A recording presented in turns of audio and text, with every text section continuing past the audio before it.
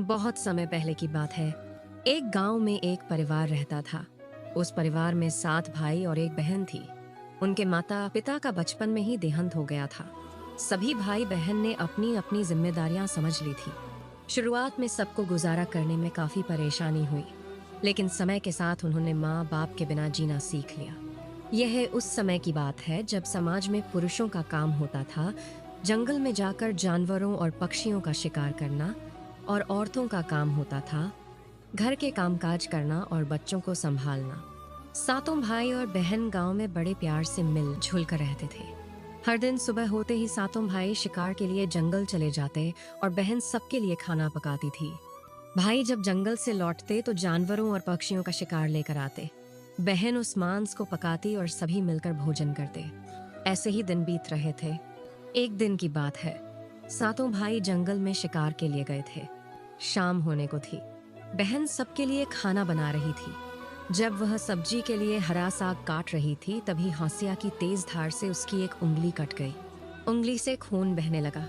बहन ने सोचा, अगर मेरे भाइयों ने कटी हुई उंगली और इतना सारा खून देखा तो बहुत परेशान हो जाएंगे। मुझे ये बात उनसे छुपानी होगी। मैं ये खून अपने कपड़े से पोंछ देती हूँ। लेकिन भाई कपड़े में खून देखेंगे तो पूछेंगे क्या हुआ। फिर उसने सोचा, मैं खून दीवार पर पोंछ देती हूँ, लेकिन दीवार पर भी तो दिखाई देगा। क्या करूँ क्या करूँ। वह बेचैन होकर इधर उधर घूमने लगी, लेकिन उसे कोई ऐसी जगह नहीं मिली जहां वह खून पोंछ सके और भाइयों की नजर से भी बच सके। आखिर में उसने सोचा, एक काम करती हूँ, जिस साग को मैं बना रही हूँ उसी में खून पोंछ देती हूँ। इससे भाइयों को कुछ भी पता नहीं चलेगा। उसने वैसा ही किया, खून साग में पोंछ दिया। शाम को 7 भाई जंगल से वापस आए। बहन ने सबके लिए खाना परोसा। आज साग का स्वाद कुछ अलग ही था। 7 भाई अपनी उंगलियां चाटते रह गए और बहन की तारीफ करने लगे। क्या बात है बहन, आज तो तूने बहुत ही स्वादिष्ट साग बनाया है। इतना स्वादिष्ट साग तो हमने कभी नहीं खाया। दूसरा भाई बोला, हाँ भैया, सच में मैंने भी अपनी पूरी जिंदगी में ऐसा साग नहीं खाया। बहन चुप रही, कुछ नहीं बोली। दिन भर के थके हुए 7 भाई उस दिन जल्दी सो गए। अगली सुबह रोज की तरह वे फिर जंगल की ओर शिकार के लिए निकल पड़े। चलते चलते वे आपस में बात कर रहे थे। रात को बहन ने जो साग बनाया था कितना स्वादिष्ट था ना। हमें तो आज तक ऐसा साग कभी नहीं मिला। 7 भाइयों ने तय किया कि आज घर जाकर अपनी बहन से जरूर पूछेंगे साग में ऐसा क्या मिलाया था जो वो इतनी स्वादिष्ट बनी थी। शाम को जब 7 भाई घर आए तो एक बार फिर से बहन की बनाई हुई साग की तारीफ करने लगे। हमारी प्यारी बहन, कल रात को तुमने साग में ऐसा क्या मिलाया था कि हम उसे आज तक भूल नहीं पा रहे हैं। बहन कुछ बताना नहीं चाहती थी, वह सोच रही थी। अगर भाइयों को पता चला कि मेरी उंगली कट गई थी तो वे बहुत दुखी हो जाएंगे, इसलिए ये बात बताना ठीक नहीं है। लेकिन भाइयों का जिद बढ़ता ही गया। मेरी प्यारी बहन, तुम्हें आज बताना ही पड़ेगा कि तुमने साग कैसे बनाई। तुम्हें मेरी कसम है। बड़े भाई का सब सम्मान करते थे, इसलिए बहन को भी अब सच बताना पड़ा। उसने धीरे धीरे सारी बात बताते हुए कहा, भैया, जब मैं साग काट रही थी तब मेरी उंगली कट गई थी। बहुत सारा खून बहने लगा। मैंने सोचा अगर आप लोगों को ये पता चला तो आप सब बहुत दुखी हो जाओगे, इसलिए मैंने वो खून चुपचाप साग में ही पोंछ दिया। यह सुनकर कुछ पल के लिए सब चुप हो गए। फिर बड़े भाई सोचने लगा, इसका खून सना साग इतना स्वादिष्ट था तो सोचो इसका मांस कितना स्वादिष्ट होगा। रात को खाना खाने के बाद 7 भाई अपने कमरे में सोने चले गए। थोड़ी देर बाद बड़ा भाई बाकी भाइयों से कहने लगा, अरे भाइयों, हमारी बहन के खून की कुछ बूंदें जब इतनी स्वादिष्ट थीं, तो सोचो उसके शरीर का मांस कितना स्वादिष्ट होगा। एक भाई बोला, हाँ भैया, आप बिल्कुल सही कह रहे हो। भैया, मैं भी आपसे यही बात कहने वाला था। सभी भाई अपने बड़े भाई की बात से सहमत होते हैं, लेकिन सबसे छोटा भाई इस बात का विरोध करते हुए कहता है, भैया, आप लोग क्या बात कर रहे हैं? अपनी छोटी लाडली बहन को काट कर खाने की बात कर रहे हैं। आपको शर्म नहीं आती क्या भैया? बड़ा भाई गुस्से में कहता है, अरे छोटे, तुझे कितनी बार कहा है, जब 2 बड़े आपस में बात कर रहे होते हैं तो छोटे को बीच में नहीं बोलना चाहिए। इस तरह जब छोटा भाई विरोध करता है तो बड़े भाई उसे डांट डपट कर चुप करा देते हैं। अगले दिन सभी भाई रोज की तरह शिकार के लिए जंगल जाते हैं। जब वे जंगल पहुंचते हैं तो बड़ा भाई सबसे छोटे भाई से कहता है, अरे भाई, मैंने इधर हिरण के बच्चे को जाते देखा है। तू जाकर उसका शिकार करके ले आ। बड़े भाई का आदेश पाकर छोटा भाई हिरण का शिकार करने के लिए चला जाता है। छोटे भाई के जाते ही बड़ा भाई बाकी भाइयों से कहता है, सुनो भाइयों, हम अपनी बहन को उसकी शादी के बहाने यहाँ लाएंगे और उसका स्वादिष्ट मांस पकाकर खाएंगे। पांचों भाइयों को अपने बड़े भाई की योजना एकदम पसंद आई। शिकार करने के बाद सभी भाइयों ने मिलकर एक टीले पर बांस का एक चबूतरा बनाया। उनकी योजना यह थी, हम बहन को बहला फुसला कर यहाँ लाएंगे और यहीं उसका मांस पकाएंगे। अगले दिन बड़े भाई ने अपनी बहन से कहा, मेरी प्यारी बहन, अब तुम बड़ी हो गई हो और शादी के लायक भी। मैंने तुम्हारे लिए एक सुंदर वर तलाश किया है। आज हम उसे देखने जा रहे हैं, इसलिए तुम भी जल्दी से तैयार हो जाओ और हमारे साथ चलो। शादी की बात सुनकर बहन बहुत खुश हो गई। वह तुरंत तैयार हो गई और भाइयों के साथ चल पड़ी। चलते चलते जब बहन थक गई तो उसने बड़े भाई से पूछा, भैया मैं चलते चलते थक गई हूँ, मेरा ससुराल अब भी कितना दूर है? बड़े भाई ने मुस्कुराकर कहा, बहन बस अब थोड़ी ही दूर है, अभी पहुंचते हैं। टीले पर पहुंचते ही बड़ा भाई बाकी भाइयों से बोला, बहन को टीले पर खड़ा करके रस्सी से खंभे के सहारे बांध दो। बड़े भाई का आदेश पाकर सब भाई मिलजुल कर बहन को बांधने लगे। बहन को कुछ समझ नहीं आ रहा था कि उसके भाई ऐसा क्यों कर रहे हैं। तभी छोटे भाई की आवाज आती है। छोटा भाई वहाँ पर आ गया और जोर से कहने लगा, मेरी बहन के शरीर को मत काटो, मेरी बहन के शरीर को मत काटो। बड़े भाई ने सोचा, इसे यहाँ से हटाना पड़ेगा। हाँ, इसे लकड़ी लाने के लिए भेज देता हूँ। छोटा सा रस्सी देकर भेजूंगा, फिर ये जंगल में ही उलझकर रह जाएगा। तब हम आराम से बहन के शरीर को टुकड़े टुकड़े कर पाएंगे। फिर उसने कहा, सुन छोटे, ये रस्सी लेकर जा और बहुत सारी लकड़ियां जल्दी से लेकर आना। अगर लकड़ियां नहीं ला पाया तो तुझे भी मारकर पकाकर खा जाएंगे। अब छोटा भाई जंगल की तरफ चला गया और लकड़ियां इकट्ठा करने लग गया। कुछ ही देर में उसने बहुत सारी लकड़ियां जमा कर ली। जब वह उन लकड़ियों को बांध कर ले जाने लगा तो देखा बड़े भाई ने जो रस्सी दी थी वो बहुत छोटी थी। वह लकड़ियों को बांध ही नहीं पा रहा था। थक हार कर वह वहीं बैठकर रोने लगा। तभी उसके सामने एक नाग सांप आया और पूछने लगा, तुम क्यों रो रहे हो? छोटे भाई ने कहा, मुझे बड़े भाई ने बहुत सारी लकड़ियां लाने को कहा है, लेकिन रस्सी बहुत छोटी दी है। अगर मैं सारी लकड़ियां नहीं ले गया तो मेरे भाई मुझे जान से मार डालेंगे। नाग बोला, अच्छा, तुम रो मत, मैं तुम्हारी मदद करता हूँ। मैं इन लकड़ियों को अपने शरीर से लपेट लेता हूँ, लेकिन ध्यान रखना लकड़ियाँ पटकना मत, धीरे से रखना। सांप ने लकड़ियों को अपने लंबे शरीर से लपेट लिया। अब छोटा भाई आराम से लकड़ियां लेकर घर की ओर चल पड़ा। जब वह भाइयों के पास पहुंचा तो बड़ा भाई जोर से बोला, तू इतनी जल्दी कैसे आ गया? तुझे तो मैं लकड़ियां लाने के लिए भेजा था ना। बड़ा भाई चौंकते हुए बोला, अरे तू इतनी सारी लकड़ियां कहाँ से ले आया? मैंने तो तुझे छोटी सी रस्सी दी थी। छोटे भाई ने जवाब दिया, बड़े भैया मैं लकड़ियां ले आया हूँ। बड़े भाई ने देखा तो सच में छोटे भाई ने बहुत सारी लकड़ियां इकट्ठा कर ली थीं। अब बड़े भाई ने सोचा, ये तो बार बार काम करके हमारी योजना बिगाड़ेगा, इसे किसी और काम में उलझाना पड़ेगा। फिर उसने कहा, सुन, ये छेद वाला मटका ले जा और नदी से पानी लेकर आ। अगर तू मटके से पानी नहीं ला पाया तो मैं तुझे मार डालूंगा। छोटे भाई ने घबराकर कहा, भैया पर इस मटके में तो 4 छेद हैं। छेद वाले मटके से मैं पानी कैसे ला पाऊंगा? बड़ा भाई गुस्से में बोला, मैं कुछ नहीं जानता, तुम्हें इसी मटके से पानी लाना होगा। छोटा भाई मजबूरी में नदी की तरफ चल पड़ता है। वह नदी पर जाकर बैठ जाता है और रोने लगता है। तभी नदी से एक कछुआ बाहर आता है और पूछता है, तुम रो क्यों रहे हो? छोटे भाई ने रोते हुए कहा, मेरे बड़े भाई ने मुझे छेद वाले मटके से पानी लाने को कहा है। मैं इस मटके से पानी कैसे ले जाऊं? अगर नहीं ले गया तो वो मुझे मार देंगे। कछुआ बोला, मैं तुम्हारी मदद कर सकता हूँ। मैं इस मटके के अंदर जाकर छेद वाली जगहों पर चिपक जाऊंगा, जिससे पानी बाहर नहीं निकलेगा। तुम आराम से पानी ले जा सकोगे। कछुआ मटके के अंदर चला गया और छेदों पर चिपक गया। अब छोटा भाई मटके में पानी भरने लगा। जब पानी भर रहा था तब उसके साथ 2 मछलियां और एक केकड़ा भी मटके में घुस गए। छोटा भाई मटका लेकर घर की ओर लौटता है। जैसे ही वह घर पहुंचता है तो देखता है उसके बड़े भाई बहन के मांस को बड़े शौक से पका रहे हैं। उसे देखकर झटका लगता है। वह सोचने लगता है। छोटा भाई मन ही मन सोचने लगा, ये लोग मेरी प्यारी बहन का मांस पका रहे हैं। पकाने के बाद सभी लोग खाएंगे और मुझे भी खाने को कहेंगे, लेकिन मैं अपनी बहन का मांस नहीं खा पाऊंगा, और अगर नहीं खाया तो ये सभी भाई मुझे भी जान से मार देंगे। अब मैं क्या करूं? उसी वक्त उसकी नजर मटके में मौजूद 2 मछलियों और एक केकड़े पर पड़ी। उसे एक उपाय सूझा। वह चुपके से बनते हुए मांस में अपने साथ लाई हुई मछलियां और केकड़ा कढ़ाई में डाल देता है, ताकि वो उन्हीं को खा सके और अपनी बहन का मांस खाने से बच सके। जब चावल और मांस पूरी तरह तैयार हो गया तो छोटे भाई ने पहले से ही अपने बैठने के स्थान पर एक छोटा सा गड्ढा खोद लिया था। अब खाने का समय आया। जब सभी भाई बहन का मांस खा रहे थे तो सबसे छोटा भाई चुपचाप अपनी बहन का मांस उस गड्ढे में डाल देता और मछली चावल खाने लगता है। जब सभी लोग बहन का मांस खा रहे थे, छोटा भाई मछली खा रहा था। जब सभी लोग बहन की हड्डियां चबा रहे थे तो छोटा भाई केकड़ा खा रहा था।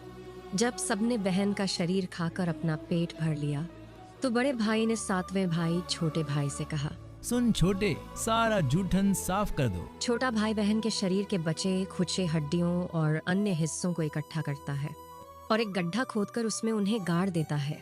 फिर उस पर मिट्टी डाल देता है। दिन बीतते गए। कुछ वर्षों के बाद जहाँ पर मिट्टी में बहन के मांस के टुकड़े और हड्डियां दफनाई गई थीं, वहाँ एक सुंदर बांस का पौधा उगाया। धीरे धीरे वहाँ बांसों का एक पूरा झुंड बन गया। एक बार एक महात्मा उसी रास्ते से गुजर रहे थे। जब उन्होंने वो बांस का झुंड देखा तो एक पौधा उन्हें बहुत सुंदर लगा। उन्होंने उस बांस के एक हिस्से को काटकर एक मधुर बांसुरी बनाई। वो दिन भर बांसुरी बजाकर लोगों के घर भिक्षा मांगते और उपदेश देते।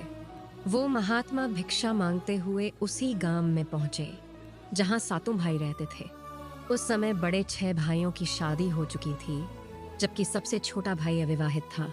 जब महात्मा सबसे बड़े भाई के घर पहुंचे और बांसुरी बजाते हुए भिक्षा मांगने लगे तो बांसुरी से यह आवाज निकलने लगी, यही है दुश्मन सबसे बड़ा, दया प्रेम सब छोड़कर रिश्तों में दाग लगाने वाला।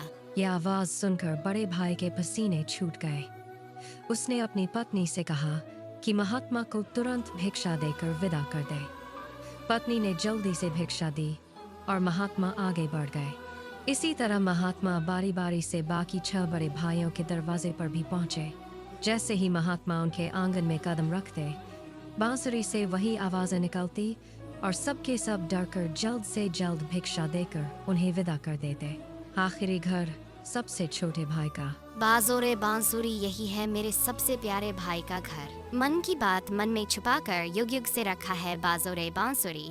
इतनी प्यारी और दिलचस्प आवाज सुनते ही छोटे भाई ने महात्मा को आदर से घर में बैठाया और जलपान से सत्कार किया। फिर बात बांसुरी पर आ गई। छोटा भाई आदर से, महात्मा जी, ये बांसुरी आपने कहाँ से ली? बालक, रास्ते में मुझे एक बांस का पौधा दिखा। वह बहुत प्यारा लगा तो मैंने उसे काटकर यह मधुर बांसुरी बना ली। क्या आप ये बांसुरी मुझे दे सकते हैं? पता नहीं क्यों ये बांसुरी मुझे मेरी बहन की याद दिला रही है। छोटे भाई की प्रार्थना पर महात्मा ने बांसुरी उसे सौंप दी। महात्मा के जाने के बाद छोटे भाई ने बांसुरी को अपने बिस्तर के सिरहाने साफ सुथरी जगह पर रख दिया। कुछ दिनों बाद घर में अजीब सा परिवर्तन दिखने लगा। जब वह काम से लौटता तो घर पहले से ज्यादा साफ सुथरा और सजा संवरा मिलता। रोज रोज यही होने लगा तो वह बड़े भाइयों के घर गया और पूछा, भाभी, क्या आप लोग मेरी गैरहाजिरी में मेरा घर साफ करती हैं? हमें अपने घर के काम से फुर्सत कहाँ? तुम्हारा घर हम कैसे साफ करेंगे? छोटा भाई हैरान था। आखिर उसका घर रोज चमकता कैसे है? उसने रहस्य जानने का निश्चय किया। एक दिन वह काम पर नहीं गया और घर के एक कोने में छिपकर बैठ गया। घर में सन्नाटा छाया ही था कि जहां बांसुरी रखी थी वहीं से एक रोशनी फूटी। उस रोशनी से एक युवती की छाया निकली जो उसकी मृत बहन जैसी लगती थी। वह चुपचाप घर की सफाई करने लगी। एक एक सामान अपनी जगह रखती, कोना कोना चमकाती। हर हरकत में अपनापन था, जैसे वह अपने ही घर को सजा रही हो। काम पूरा कर वह उसी तरह बांसुरी में समा गई। छोटा भाई सब देखकर स्तब्ध रह गया। अगली सुबह वह जंगल में एक प्रसिद्ध साधु के पास पहुंचा और सब कुछ बताया। महाराज, मेरी बहन जैसी दिखने वाली एक छाया बांसुरी से निकलती है और मेरा घर साफ कर जाती है। उसके काम करने के ढंग में बड़ा अपनापन है। बेटा, यह साधारण घटना नहीं। सुनो, जब वह छाया फिर निकले, तुम तुरंत बांसुरी को आग में डाल देना और उस छाया पर तुलसी मिश्रित गंगा जल छिड़क देना। इससे वह आत्मा पुराने बंधन से मुक्त होकर मानव रूप में लौट आएगी। पर ध्यान रखना, जरा भी देर हुई तो वह हमेशा के लिए गायब हो सकती है। छोटे भाई ने साधु बाबा की बात को गंभीरता से लिया। उसने तय किया कि वह अगले दिन ही उपाय करेगा। अगले दिन वह काम पर नहीं गया। वह फिर से उसी जगह छिपकर बैठ गया, लेकिन इस बार वह पहले से ज्यादा सतर्क और तैयार था। उसकी आंखें लगातार बांसुरी पर टिकी थीं। तभी वही हल्की सरसराहट हुई और बांसुरी से वही रोशनी निकली। धीरे धीरे उसकी बहन फिर से प्रकट हुई। उसने हमेशा की तरह घर की सफाई शुरू कर दी। जैसे ही युवती ने अपना अंतिम काम पूरा किया और वापस बांसुरी की ओर बढ़ी, छोटे भाई ने झटपट बांसुरी उठाई और उसे आग में डाल दिया। बांसुरी जलते ही उसमें से एक तेज रोशनी फूटी जो पूरे कमरे में फैल गई। युवती अचानक रुक गई। छोटे भाई ने बिना समय गंवाए तुलसी और गंगाजल उस पर छिड़का। जैसे ही गंगाजल की बूंदें उस लड़की की छाया पर पड़ी, एक अद्भुत चमत्कार हुआ। वह धीरे धीरे मानव रूप में बदलने लगी। छोटा भाई एकदम चौंक गया। उसे अपनी आंखों पर विश्वास नहीं हो रहा था। जिसे वह एक दर्दनाक हादसे में हमेशा के लिए खो चुका था, वह आज फिर से उसके सामने खड़ी थी। आंखों से आंसुओं की धाराएं बह निकलीं। वह अपनी बहन से लिपट गया। बहन भी भाई के गले लगकर जोर जोर से रोने लगी। दोनों फूट फूट कर एक दूसरे के दर्द में डूब गए। छोटे भाई ने अपनी बहन का हाथ थाम लिया, जैसे वह उसे अब कभी खोना नहीं चाहता था। अब छोटा भाई सिर्फ खुश नहीं था, वह दृढ़ संकल्पित था। उसने तय किया कि अब वह अपने 6 भाइयों को उनके पापों का एहसास कराएगा। उसने पूरे गांव वालों को इकट्ठा किया। उसका चेहरा दर्द से भरा था और आंखों से आंसुओं की धाराएं बह रही थीं। फिर वह कांपती आवाज में बोलने लगा, आज मैं आप सभी को एक बहुत बड़ा सच बताने जा रहा हूँ। एक ऐसा सच जिसे सुनकर आपके रोंगटे खड़े हो जाएंगे। आपको अपने ही परिवार पर भरोसा उठ जाएगा कि क्या कोई अपनों के साथ ऐसा भी कर सकता है। लेकिन मैं ऊपर वाले से यही दुआ करता हूँ कि ऐसा किसी के साथ न हो। फिर छोटे भाई ने अपनी बहन की दर्दनाक कहानी, 6 भाइयों के पाप और अपने संघर्ष की पूरी सच्चाई सभी गांव वालों को बताई। मेरी बहन जो वर्षों पहले मर चुकी थी, उसकी मौत कोई हादसा नहीं थी, बल्कि मेरे अपने ही 6 भाइयों ने उसे शादी का झांसा देकर जंगल में ले जाकर उसकी हत्या करवा दी। इतना ही नहीं, उन्होंने उसके शव के टुकड़े किए, मांस को पकाया और खुद उसे खा भी लिया। इतना सुनते ही गांव वालों की सांसें थम सी गईं। हर चेहरा हैरान, हर आंखें पसीने से भरी। फिर छोटा भाई बोला, लेकिन पता नहीं यह ईश्वर का कैसा चमत्कार है। मेरी वही बहन जो वर्षों पहले इस हादसे की शिकार हुई थी, आज भी हम सबके बीच बिल्कुल सही सलामत खड़ी है। उसने धीरे से कहा, आओ बहन, सबके सामने आओ। बहन धीरे धीरे आगे बढ़ी। जब वह सबके सामने आई तो सभी की आंखें फटी की फटी रह गईं।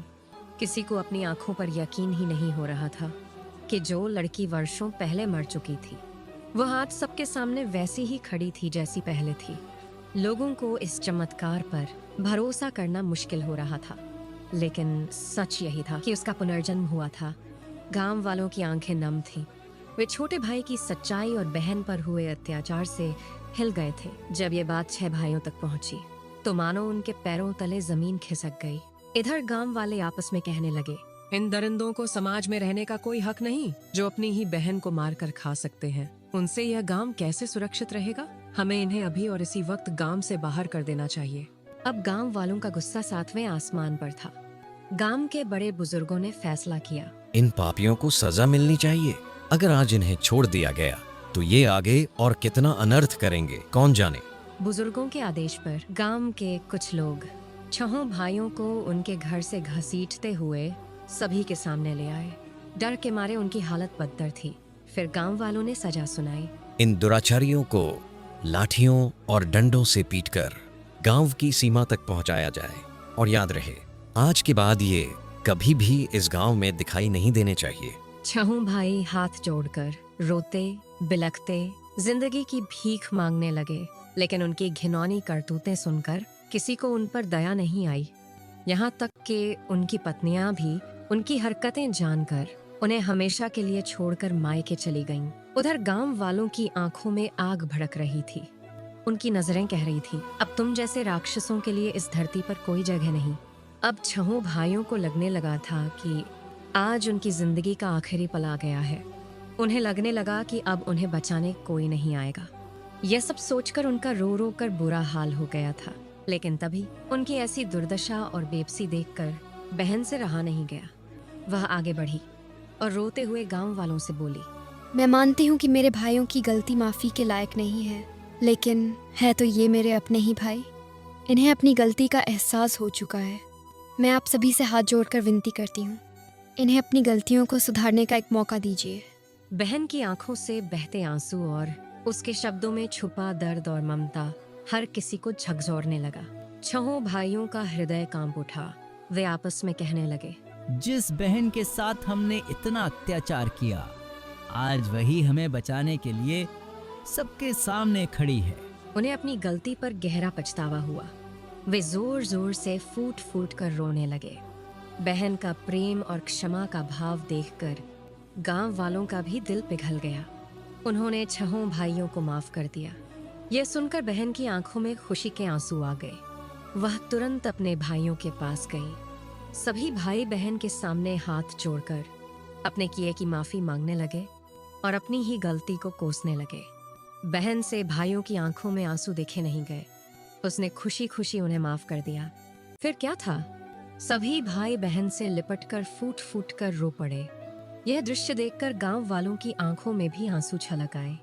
अब सभी भाई बहन को साथ लेकर अपने घर लौट गए। फिर से एक नया जीवन शुरू हुआ, जहां छहों भाई अब अपनी बहन से पहले से कहीं अधिक स्नेह करने लगे।